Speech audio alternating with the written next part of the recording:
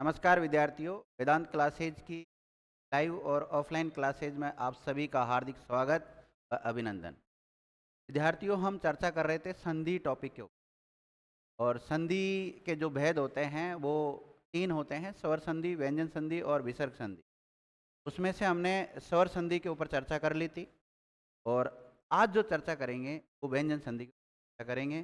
तो सभी विद्यार्थी हेडिंग डाल लें, व्यंजन संधि।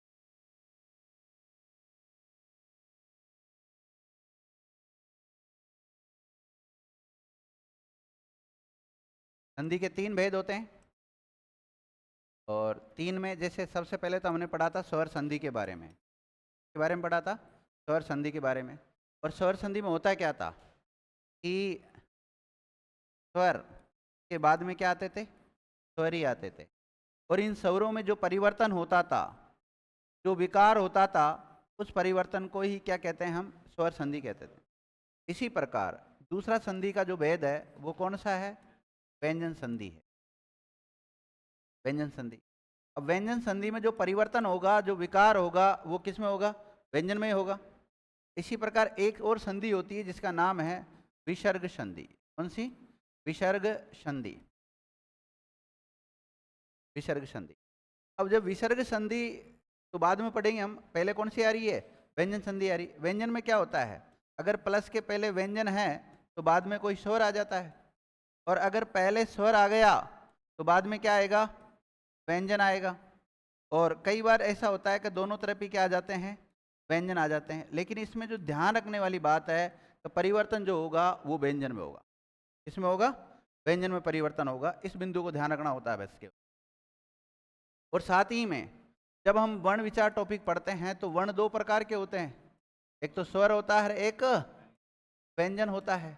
तो स्वर के बारे में तो मैंने बताया था आपको, ऐसे वर्ण जिनका हम स्वतंत्र रूप से उच्चारण कर लेते हैं वह क्या कहलाते हैं? स्वर कहलाते हैं। और स्वरों की हिंदी की जो देवनागरी लिपि है उसमें जो संख्या मानी गई है वो 11 मानी गई है।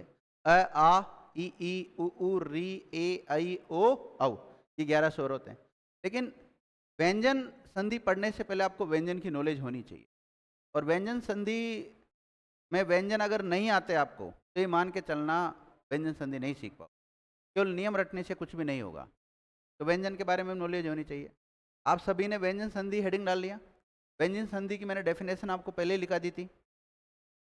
अब मेरा एक उदाहरण आपसे, क्योंकि मैंने आपको स्वर संधि पढ़ा दी कंप्लीट, फिर अगर एक उदाहरण देता हूँ और उस उदाहरण को अगर आप नहीं कर पाते हो तो कहीं ना कहीं आपके इसमें कमी है। स्वर संधि में दे दूँ एक उदाहरण? दे दूँ क्या? कर लोगे हल? चलो ये बताओ मुझे, स्वर शब्द में कौन सी संधि है? उदाहरण दे दिया ना मैंने खुद नहीं। कौन सा दिया शब्द? कौन सा शब्द दिया आपको उदाहरण की दृष्टि से? स्वर शब्द दिया मैंने। अब बताओ इसमें कौन सी संधि है? अयादि और बहन जी, स्वर शब्द में कौन सी संधि? स्वर संधि पूरी पढ़ा दी मैंने आपको, जो भी इसके नियम थे वो सारे पढ़ा दिए, भेद पढ़ा दिए, यण, अयादि, गुण, वृद्धि, सब पढ़ा दिए।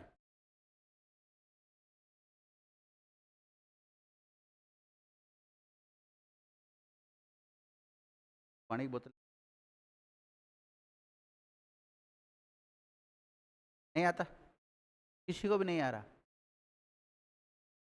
आप अयादि बता रहे हैं, कोई यण बता रहा है, कोई अयादि बता रहा है।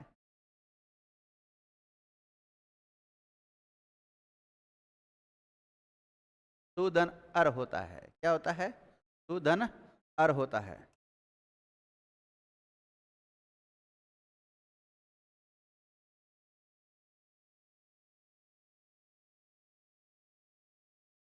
अब बताओ स में कौन सा स्वर छुपा हुआ है? उ। तो स कैसा बच जाएगा? आधा। और बाद में क्या आ रहा है? अ और र आ रहा है। अब बताओ, उ के बाद में कोई असमान स्वर आता है तो उ का क्या बनता है? वह बनता है। और वो भी कैसा? हलंत वाला। जोड़ो, आधा स और वह कैसा आपके पास? आधा। इसमें अ जोड़ा तो वह कैसा हो जाएगा? पूरा। और बाद में क्या बचा? र।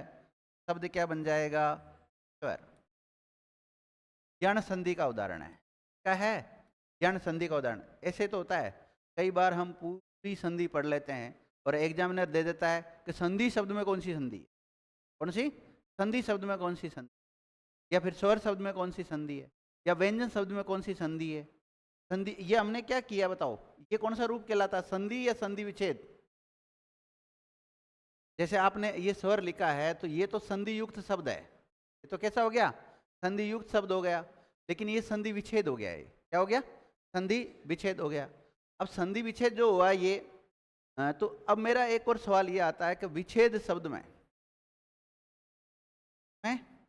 छेद शब्द में या विच्छेद शब्द का संधि विच्छेद क्या होगा, विदन छेद, क्या होगा, विदन छेद होगा विद्यार्थी। अगर इसका टुकड़ा करते हैं हम तो विदन छेद होता है, और इसमें तय का आगम हो रहा है, यानी कि व्यंजन संधि का उदाहरण है। क्या है, व्यंजन संधि का उदाहरण। तो कुछ बेसिक चीजें होती है वो कई बार हमें नहीं आती है, हैं? तय खा गए, आगे हम नियम पढ़ाएंगे व्यंजन संधि में तय का आगम हुआ है, इसमें आगम संधि कहते हैं उसको। व्यंजन संधि हेडिंग डाल लिया आपने, सबसे पहले व्यंजन संधि की परिभाषा लिखो आप।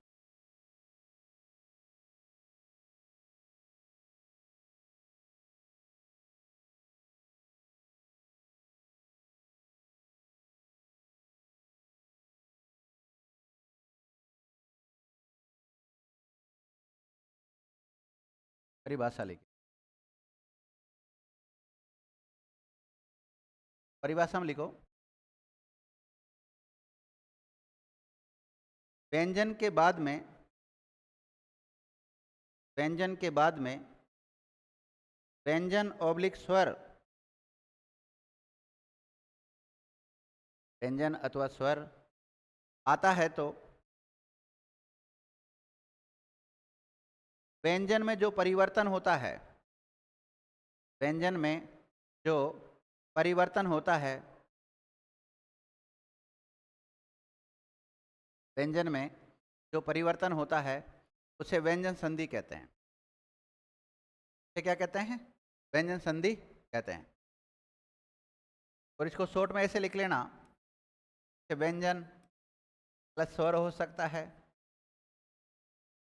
स्वर प्लस व्यंजन हो सकता है, या दोनों तरफ क्या आ सकते हैं, व्यंजन आ सकते हैं। का ऐसा शॉर्ट रूप भी लिख लेना आप। अरे ले जाने दो इसको बाहर,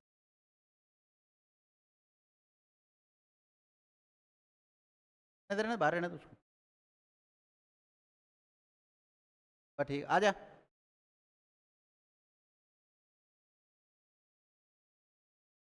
आजा बच्चा बैठ जा, नहीं बेटा चल जा, अरे नहीं आएगा रहने दे, कौन रहने दे। लिख लिया आप लोगों ने,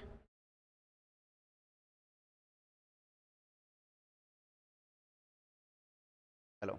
और जो परिवर्तन होगा, जो विकार होगा वो किस में होगा,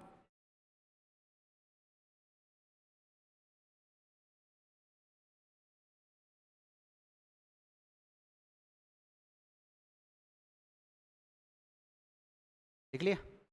अब देखो व्यंजन शब्द में कौन सी संधि है, तो व्यंजन शब्द में व्यंजन ही संधि है, नहीं सॉरी, व्यंजन शब्द में स्वर संधि है।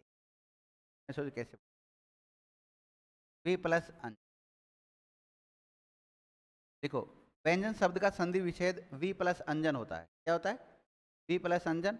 और कौन सी संधि का उदाहरण है, नहीं स्वर संधि, स्वर संधि का उदाहरण है। और स्वर संधि में भी कौन सी का है, यण स्वर संधि का उदाहरण है। लिख लो बड़े के, व्यंजन शब्द का संधि विच्छेद क्या होगा, वी प्लस अंजन होगा।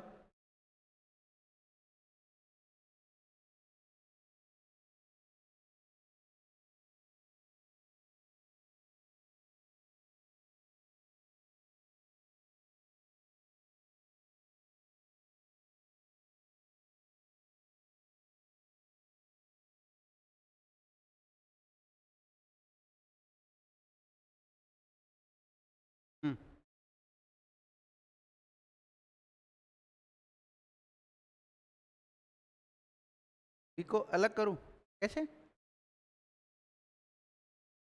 अच्छा इसको अलग करके बताऊं यूं, व्यंजन शब्द को,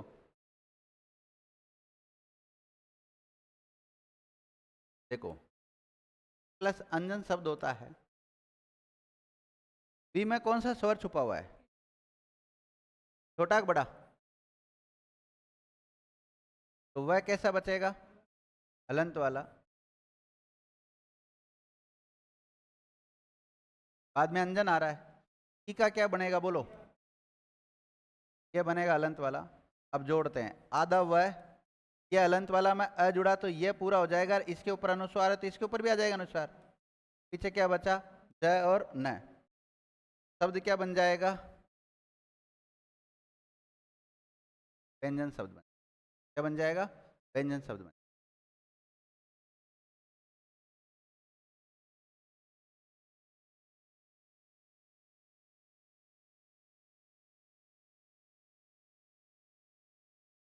ठीक है, अब संधि में कुछ भी नहीं, नियम याद होना चाहिए, उदाहरणों की प्रैक्टिस करो।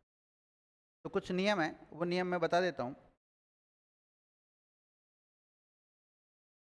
ये नियम लिखने से पहले आपको व्यंजन की नॉलेज भी थोड़ी सी होनी चाहिए, वो भी मैं बता देता हूँ। हाँ, हिंदी की लिपि का नाम क्या है? और देवनागरी लिपि में कुल वर्ण कितने हैं? कौन जाना, थोड़ा संभालना यार।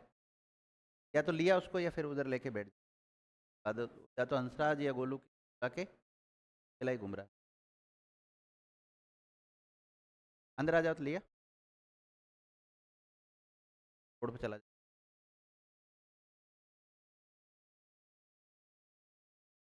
चलो,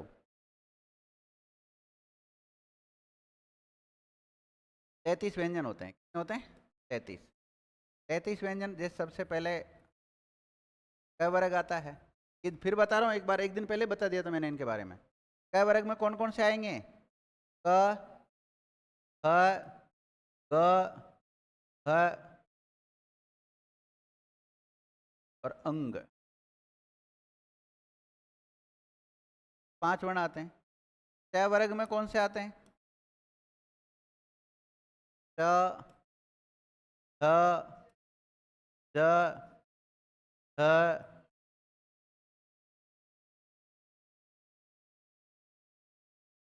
ट वर्ग में कौन से आते हैं? ट, ह, द, ह और न, ये होते हैं। और त वर्ग में कौन से होते हैं? त, ह, द, ह। सबके नीचे हलंत आएगा, शुद्ध व्यंजन हलंत वाला होता है ना। फिर प वर्ग आता है।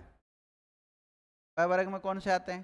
प, ह, ब, ह और मैं। य, र, ल,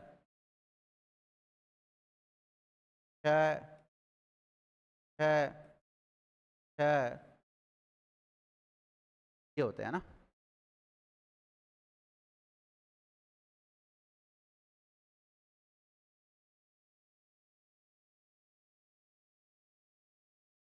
तो इसको लाइब्रेरी ले जा, लाइब्रेरी ले जा, इसके वो भी ले जाना साथ में।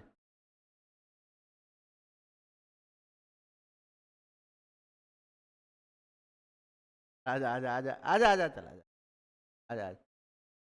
क्यों क्लास डिस्टर्ब कर रहा है?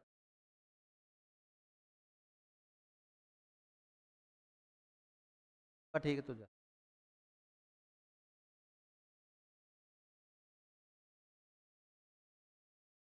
बेटा क्लास रिकॉर्ड हो रही है।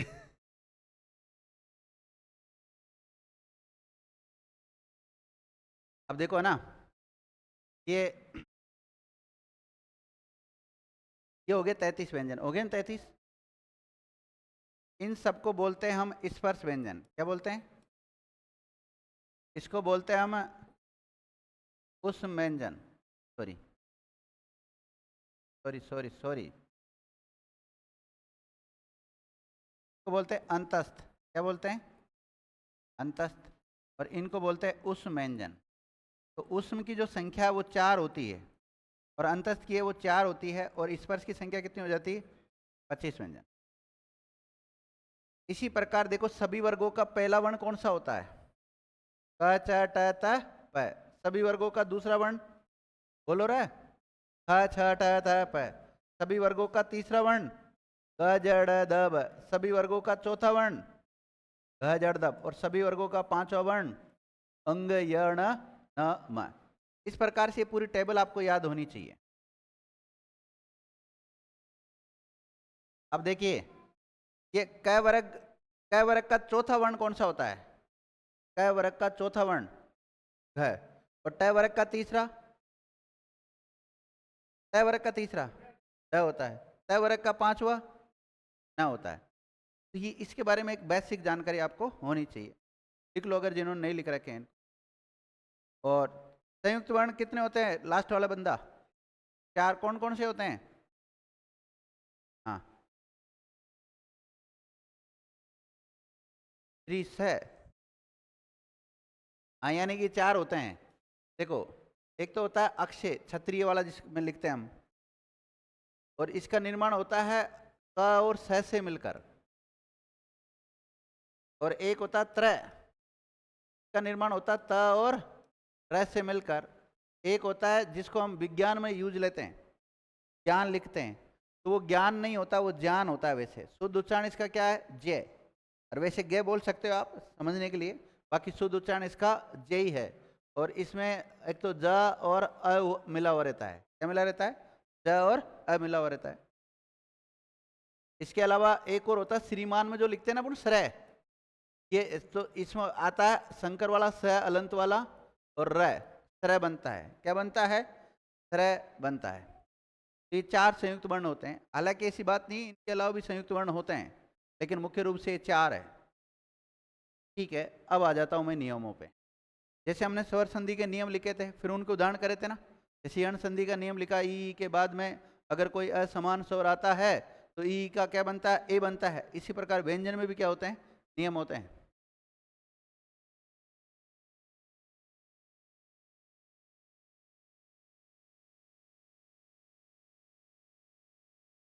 देखो, नियम नंबर 1 क्या कहता है? इसी को लिखना नहीं, मैं पहले समझाऊंगा। परि उपसर्ग के बाद में क्या?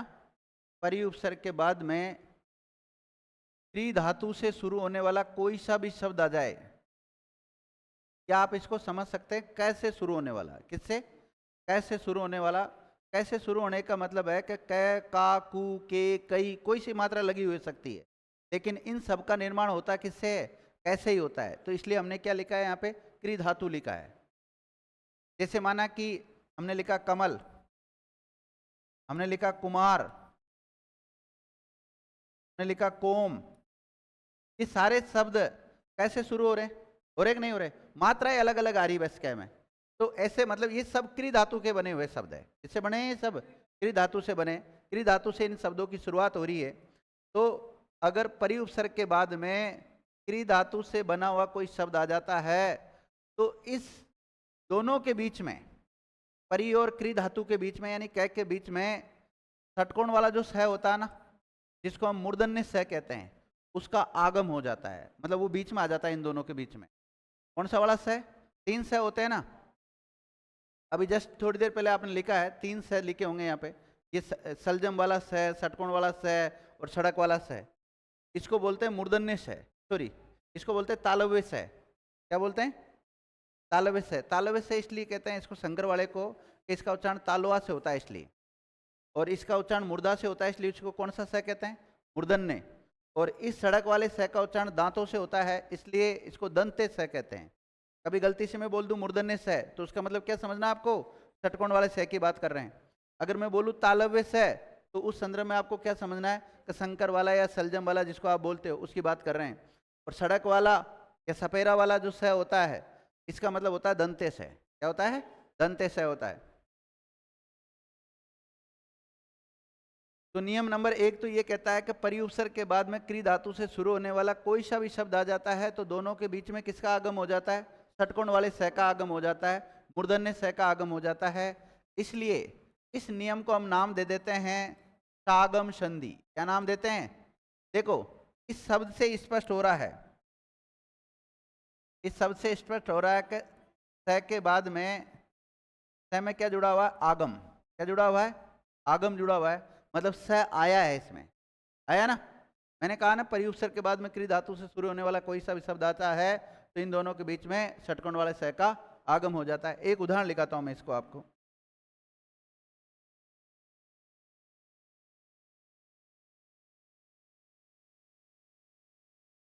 देखो कितना सरल नियम है, बहुत ही सरल नियम है। परी प्लस कार क्या है? परी प्लस कार। बताओ किसका प्लस के पहले परी आ रहा है, परी उपसर्ग आ रहा है, और बाद में कैसे शुरू होने वाला कोई शब्द आ रहा है। मात्रा कोई सी भी लगी हो सकती है, का, कु, के, कई, कोई सी मात्रा हो सकती है। यानी कि फर्स्ट नियम काम कर रहा है कि नहीं कर रहा है? इसमें कर रहा है। तो बताओ इन दोनों के बीच में क्या आएगा? षटकोण वाला सा आएगा, वो भी कैसा? हलंत वाला आएगा। अब अगर इसको हम जोड़ते हैं तो परी तो वैसा का वैसा ही है और कार भी वैसा का वैसा ही है, बल्कि आ क्या गया इसमें बीच में?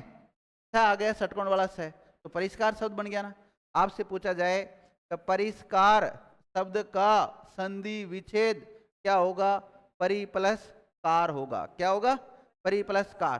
तो ये षटकोण वाला स कैसे आया, कैसे हटता है, वो इस नियम के अनुसार हटता है। देखो संधि विच्छेद कर रहे हो जब आपको कहीं पर भी षटकोण वाला स नजर नहीं आ रहा, आ रहा है कि इन दोनों में षटकोण वाला स नहीं आ रहा ना। लेकिन जैसे आपने संधि युक्त शब्द बनाया तो आपको षटकोण वाला स नजर आ रहा है, आ रहा ना षटकोण वाला स। तो इसलिए परिष्कार शब्द बन गया। एक नियम तो ये है व्यंजन संधि, और इसको हम समझने के लिए नाम क्या दे देते हैं?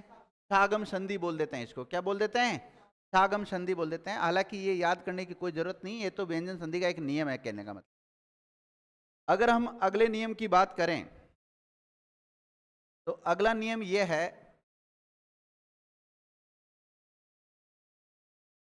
कि सम उपसर्ग के बाद में,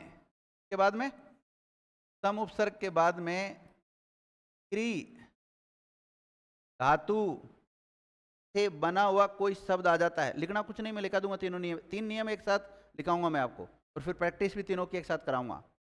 तो सम उपसर्ग के बाद में क्री धातु से बना हुआ अगर कोई शब्द आता है तो इनके बीच में किसका आगम होगा?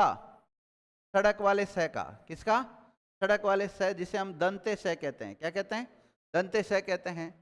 तो दंते स का आगम हो रहा है तो इसको हम क्या क्या नाम दे सकते हैं? सागम नाम दे सकते हैं। क्यों? क्योंकि इसमें स का आगम हुआ है, और स कौन सा? अलंत वाला, और सफेरा वाला जो स है ना, उसका आगम हुआ है यहाँ पर। ओके, अब इसका एक उदाहरण लिखते हैं।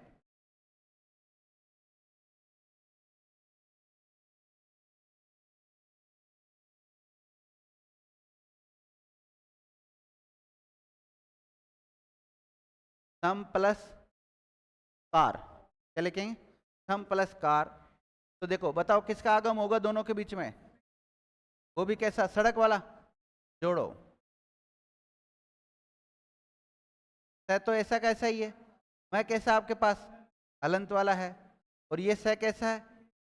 ये भी हलंत वाला है। तो इसको हम ऐसे लिख सकते हैं क्या? ऐसे लिख सकते हैं, आधा स को आधा स इस प्रकार लिख सकते हैं ना। तो संस्कार शब्द हो जाएगा। सर हमने तो कभी ऐसा संस्कार शब्द सुना ही नहीं, हम तो ऐसा संस्कार लिखते हैं। तो देखो इस मैं के स्थान पे क्या बन जाता है? अनुस्वार बन जाता है। तो आप ऐसा वाला भी लिख सकते हो, ध्यान रखना, दोनों ही राइट है। तो अगला नियम,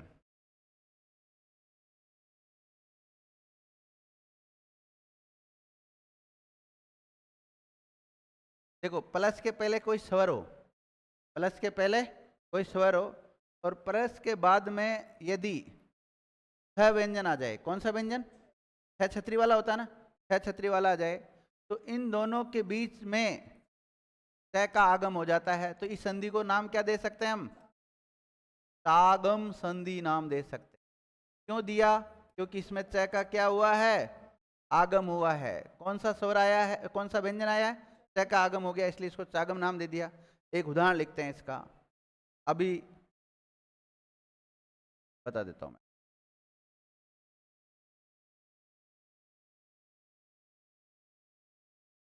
टी प्लस छेद, टी प्लस छेद। अब बताओ वह में कौन सा स्वर छुपा हुआ है? ई छुपा हुआ है, तो वह कैसा बच जाएगा? हलंत वाला। अच्छा, प्लस के पहले स्वर तो आ रहा है, यस या नो? आ रहा है, और बाद में क्या आ रहा है? छह आ रहा है, और छह में मात्रा कोई सी भी लगी हो सकती है। तो इन दोनों के बीच में बताओ क्या आएगा? हलंत वाला च आएगा, और इसको नाम दे देते हैं हम सागम संधि नाम दे देते हैं। क्या नाम दे देते हैं? सागम संधि। सॉरी सॉरी, ऊपर लिख दिया था। तो इसका जो बनेगा वो बनेगा विच्छेद। क्या बनेगा? बना कि नहीं बना? और अभी मैंने लिखा है आपको संधि विच्छेद जो करते हैं हम। विच्छेद शब्द में कौन सी संधि है? व्यंजन संधि। तो इसमें ये तीन नियम एक साथ पढ़ने होते हैं। एक तो चागम, दूसरा सागम, और तीसरा भी सागम। ये तीन नियम एक साथ पढ़े। व्यंजन संधि के तीन नियम। एक तो हो गया शागम। मैं तो ऐसे याद करता हूं, सागम, शागम और चागम। कितना सरल है इन तीन नियमों को याद करना। तीन शब्द से याद हो गए मात्र। देखो, सागम संधि में क्या होता है? षटकोण वाले स का आगम होता है। कब होता है? परि उपसर्ग के बाद में क्री धातु से शुरू होने वाला कोई सा भी शब्द आ जाता है तो षटकोण वाले स का आगम हो जाता है। इसमें क्या होता है? सम उपसर्ग के बाद में क्री धातु से बना हुआ कोई सा भी शब्द आता है तो सड़क वाले स का आगम हो जाता है। और इसमें क्या होता है? किसी भी स्वर के बाद में अगर छह छतरी वाला व्यंजन आता है तो फिर किसका हो जाता है? च का आगम हो जाता है। इसलिए इसको क्या कहते हैं? सागम संधि कहते हैं। चलो लिखो नियम नंबर 1। दांत बातें ना कर। तो आपको पता है ये भैया बहुत खतरनाक है, पकड़ के लेके चले जाएंगे, मैं बचाऊंगा भी नहीं। फिर कान वान नाक आँख सब काट लेंगे।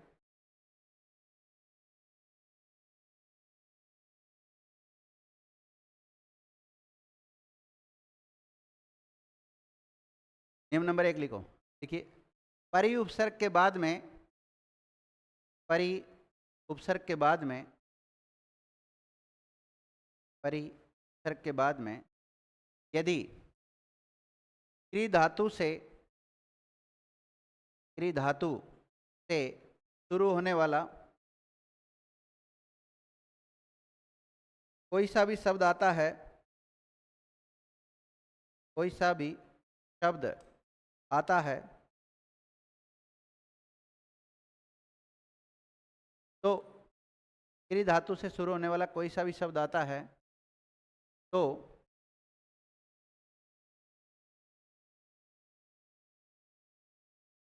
स का आगम हो जाता है। किसका? स का आगम हो जाता है। ये वाला स का आगम हो जाता है। मूर्धन्य श का आगम हो जाता है।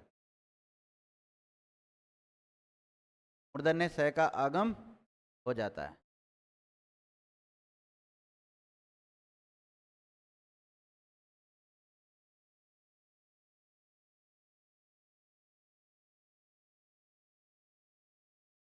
मूर्धन्य स का आगम हो जाता है। लिख लिया? इसको शॉर्ट रूप लिख लो। परि प्लस क्री धातु।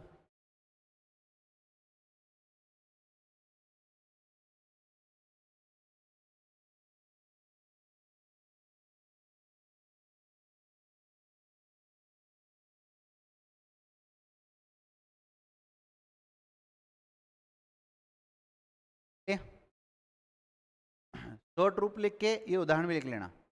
परि प्लस कार वाला शब्द क्या बन जाएगा? परिष्कार।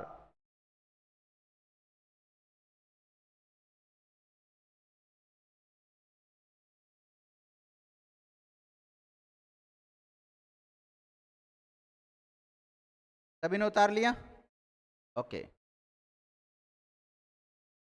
नोट डालो, नोट। हिंदी के जो व्याकरण है, व्याकरण के जो विद्वान होते हैं उसको एक शब्द में क्या कहते हैं? वैयाकरण कहते हैं। अब जो वैयाकरण है, कुछ वैयाकरण इसको नाम दे देते हैं क्या? शागम नाम दे देते हैं। कौन संधि बोलते हैं इसको? देखो, कुछ वैयाकरणों ने, कुछ वैयाकरण ने से सागम नाम दिया है। क्या नाम दिया है?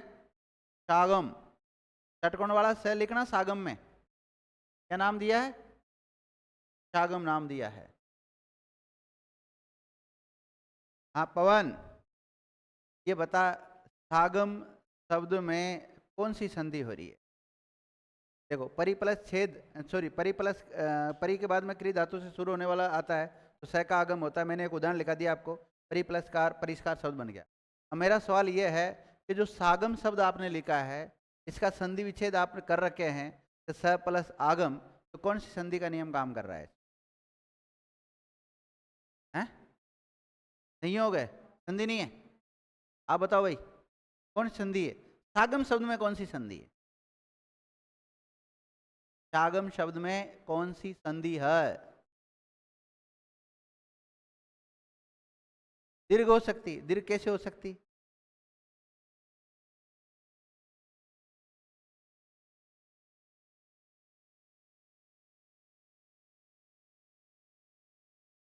ये इनकी जगह पे थोड़ा थोड़ा सही है, लेकिन इनको ये पता नहीं है कि जब हम षटकोण वाला स लिखते हैं तो इसका मतलब तो केवल षटकोण वाला सही है। अगर हम ऐसा स लिखते हैं ना पूरा स, तो इसका मतलब फिर स और अ होता, लेकिन यहाँ पर तो फर्स्ट वाला लिखा हुआ है। लिखा हुआ है कि नहीं लिखा हुआ? तो फिर अ नहीं है इसमें, अ नहीं है। अब इधर अ नहीं, डायरेक्ट व्यंजन है और इधर स्वर है। और आपको पता है व्यंजन संधि के नियमों में मैंने बताया या पहचान में आपको बताया कि एक तरफ स्वर आता है तो दूसरी तरफ व्यंजन आ सकता है। तो कई बार बच्चे सोचते हैं व्यंजन संधि होगी, फिर सोचते हैं व्यंजन संधि होगी, जो व्यंजन संधि भी नहीं है। इसमें कुछ भी नहीं हो रहा, केवल संयोग हो रहा है। आपने क्या परिवर्तन किया इसमें? स में आई तो जोड़ा तो सा हो गया और शब्द बन गया गम। सागम शब्द बना कि नहीं बना? में कोई आपने कुछ भी चेंज नहीं किया है। और संधि की पहली शर्त क्या है? कि वर्ण तो मिलते हैं, लेकिन वर्ण मिलने के बाद में उनमें परिवर्तन होना अनिवार्य है। यदि वर्णों का मिलन हो रहा है और उसमें परिवर्तन नहीं हो रहा है, तो वहां संधि नहीं होकर मात्र संयोग होता है। चलो, हाँ, तो पहला नियम हो गया आपका। दूसरा नियम लिखो अब। तो सम उपसर्ग के बाद में, सम उपसर्ग के बाद में, सम उपसर्ग के बाद में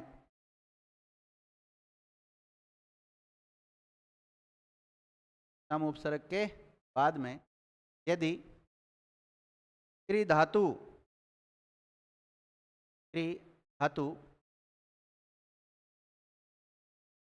से बना हुआ कोई सा भी शब्द आता है, क्री धातु से शुरू होने वाला कोई सा भी शब्द आता है, शुरू लिख सकते हो ना, क्री धातु से शुरू होने वाला कोई सा भी शब्द आता है, तो ऐसी स्थिति में दंते स का आगम होता है। दंते स का मतलब है सड़क वाला स का आगम होता है। इसका दंते स का आगम होता है। दंते स का आगम होता है।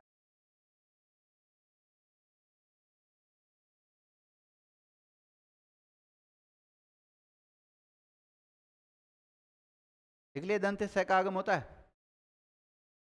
अब देखिए विद्यार्थियों, तो शॉर्ट में लिख लो आप, सम प्लस क्री धातु, ये तो शॉर्ट रूप हो जाएगा और ये इसका उदाहरण हो जाएगा। ये वाला इसका उदाहरण लिख लें।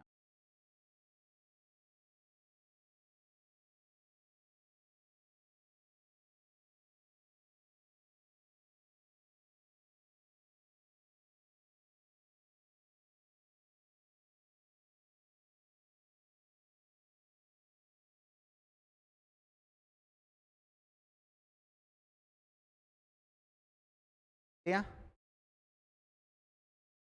जल्दी लिखो, थोड़ा फास्ट लिखा।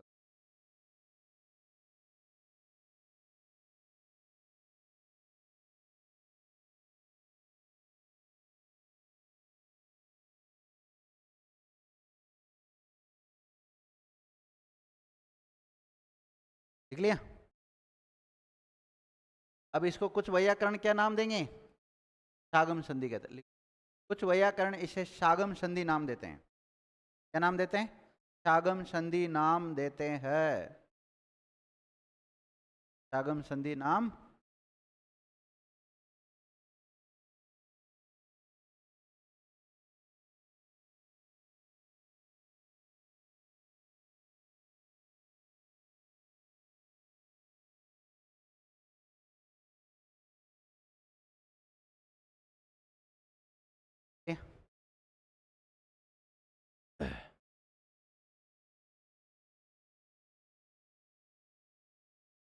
देखो नियम नंबर तीसरा,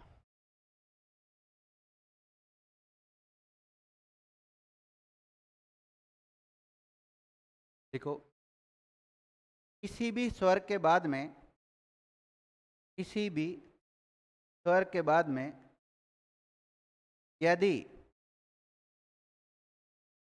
ह, क्या एक व्यंजन है, छतरी वाला व्यंजन होता है ना, छह व्यंजन आता है किसी भी स्वर के बाद में, यदि छह व्यंजन से शुरू होने वाला, छह व्यंजन से शुरू होने वाला कोई सा भी शब्द आता है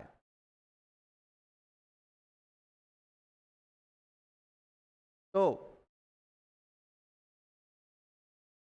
च का आगम हो जाता है। इसका च का आगम हो जाता है, च चम्मच वाला, और च के नीचे हलन जरूर लगाना। च के नीचे क्या लगाओगे, और इसी का ही शॉर्ट रूप लिख लो आप, इसका शॉर्ट रूप हो जाएगा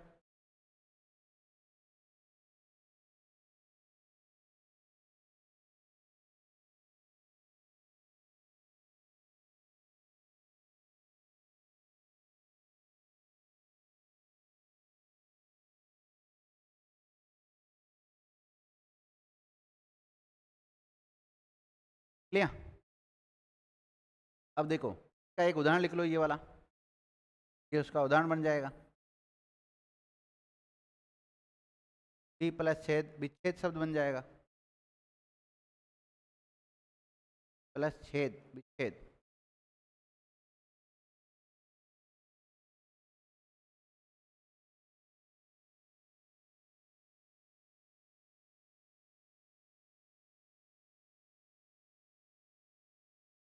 ठीक है ना। अब देखो कुछ वैयाकरण इसको क्या नाम देंगे, देखो कुछ वैयाकरण इसे सागम संधि नाम देते हैं। तो आप व्यंजन संधि के उपभेद मत समझ लेना इनको, सागम सागम चागम तीन नाम बताए ना मैंने आपको, ये उपभेद नहीं है, केवल कुछ वैयाकरण मानते हैं इनको। जैसे हम स्वर संधि के 5 उपभेद पढ़ते हैं ना, कौन कौन से, दीर्घ संधि पढ़ते हैं, गुण पढ़ते हैं, वृद्धि पढ़ते हैं, यण और अयादि पढ़ते हैं।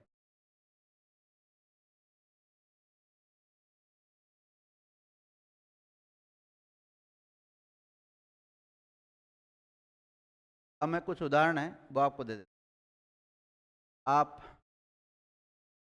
रजिस्टर बंद करें, आपसे पूछ,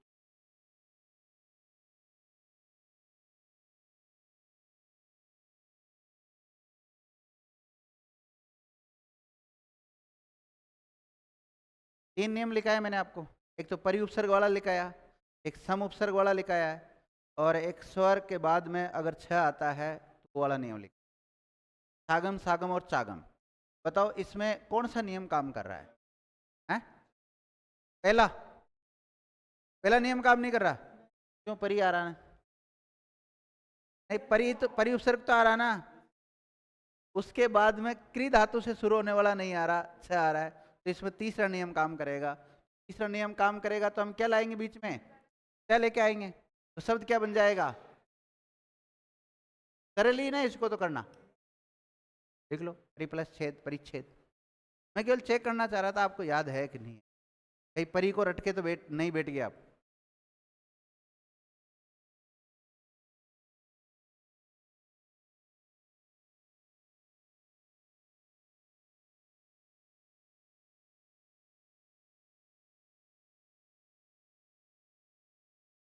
देख लिया। अब मैं कुछ उदाहरण है वो दे देता हूँ आपको, आप हल करें उनको।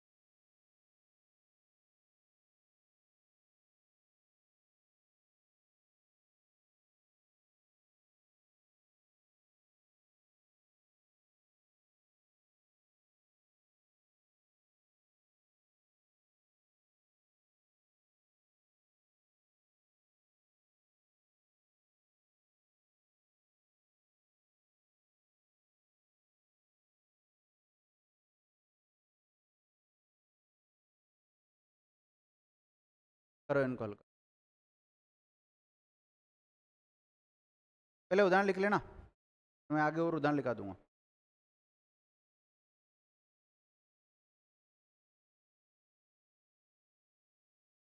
लिख लिए सारों ने उदाहरण यहाँ तक?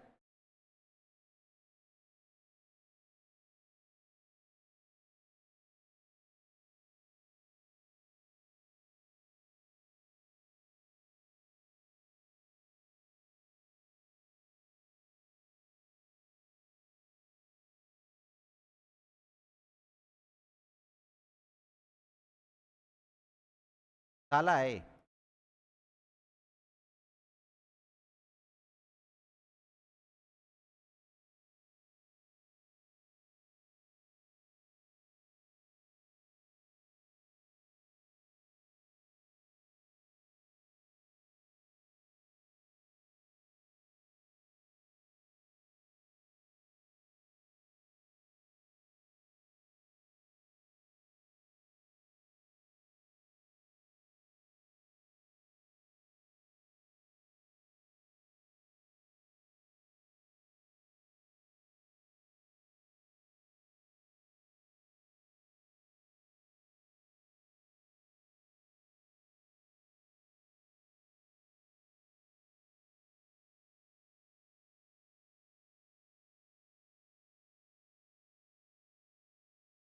लिखो इनको।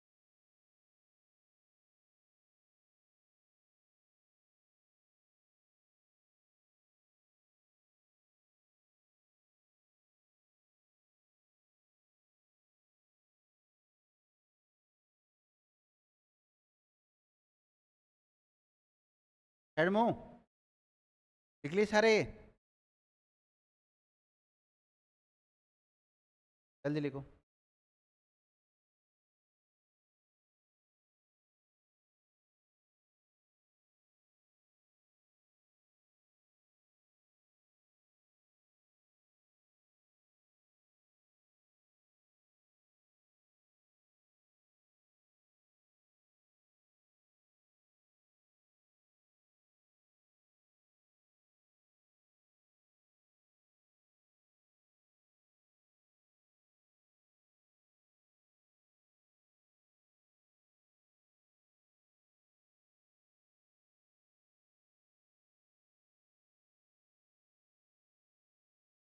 आया।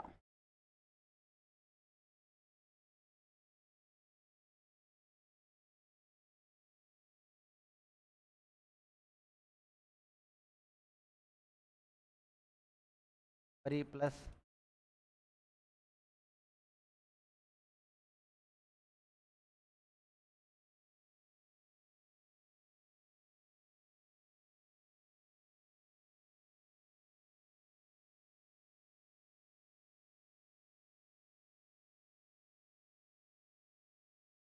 मातृ छाया पितृ छाया लिख दिया क्या? रात्रि छाया।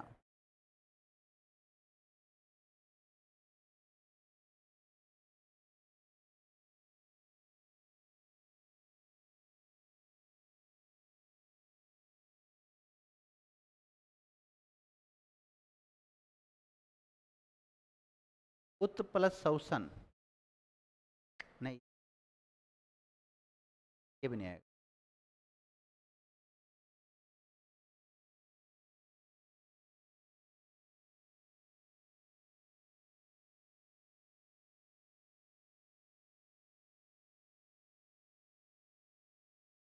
एक प्लस छत्र,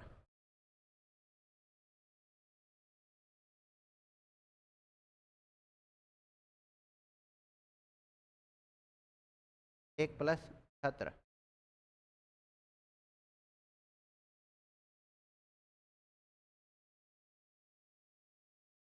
हो गया?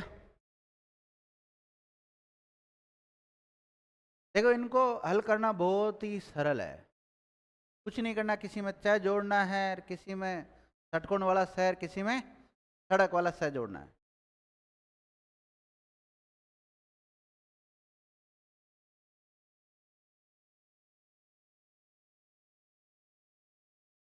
बताओ परिप्लसकरण का क्या किया? कुछ नहीं करना, केवल सह जोड़ना था। परिष्करण का संस्करण हो जाएगा। का कौन सा नियम काम कर रहा है? रुच्छाया। का लक्ष्मी और छाया के बीच में छाया जोड़ दो बस, लक्ष्मी छाया।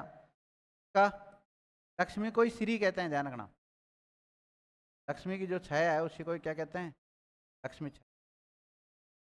और वृक्ष छाया। का कैसे बनाया? ऐसे बनेगा इस क्रिया, क्योंकि जब छोटा री के पहले अगर कोई आधा स्वर आता है, आधा व्यंजन आता है, तो उसको उसके अंदर लेना होता है। परिष्क्रिया ये प्रकार बनाया, परिष्क्रिया शब्द। ठीक है, तुम तो व्यंजन संधि देखेंगे आगे।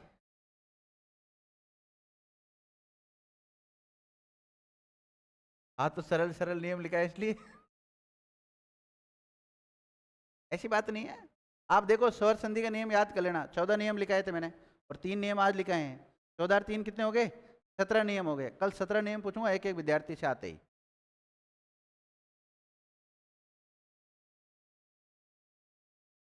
मातृ छाया का बोलो रे, पितृ छाया और इसका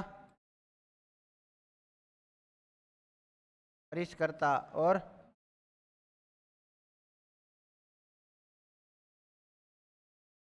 अनुच्छेद का संस्कृत। अब हम एक सब्जेक्ट देखते हैं, संस्कृत बोलते हैं उसको, क्या बोलते हैं?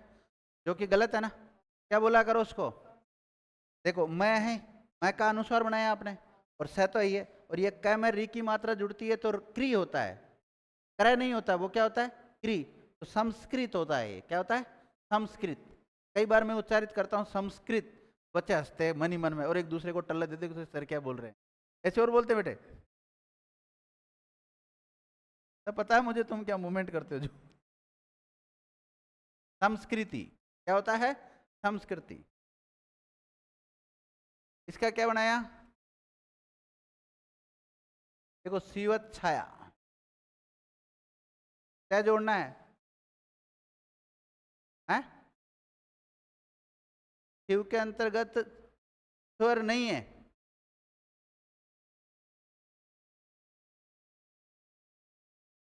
शिव बहन जी का कहना है कि सर स्वर तो है ही नहीं, तो नियम काम कैसे करेगा?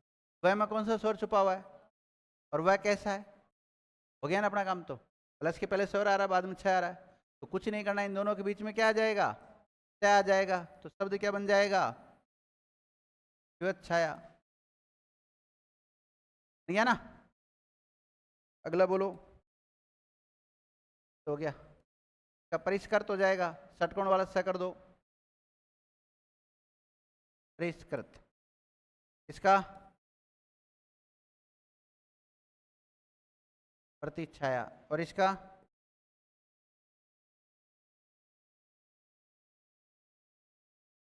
भ्रातृ छाया और इसका बोलो। तीसरा नियम काम करेगा ना, एक छत्र।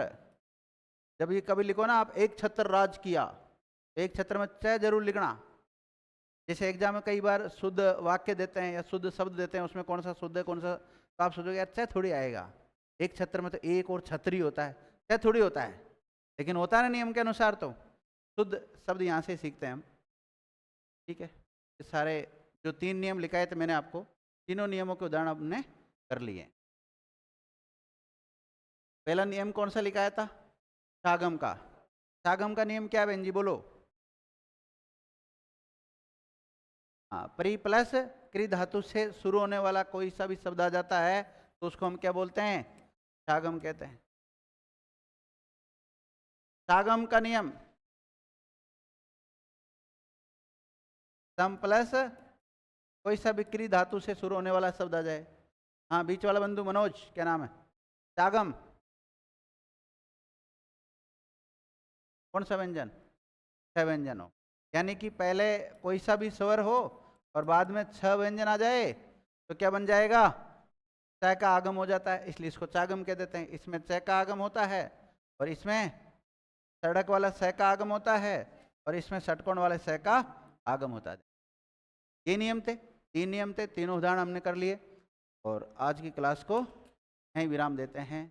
आपने ये वीडियो देखा, आपने क्लास ली, उसके लिए बहुत बहुत धन्यवाद।